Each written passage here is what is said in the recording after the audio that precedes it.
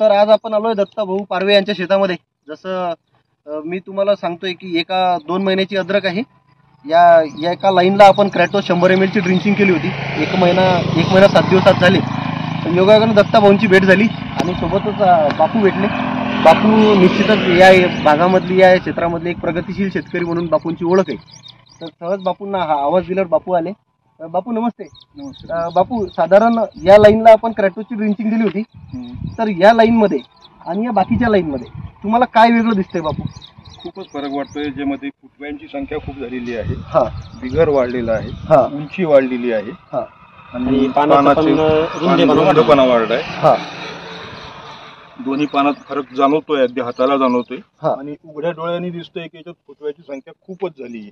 बर, जे काही बाकी ठिकाणी गॅप दिसते, याच्यात अजिबातच गॅप दिसत नाहीये आणि स्टंप पण डेव्हलप झालेला आहे. स्टंप डेव्हलप झालेला आहे.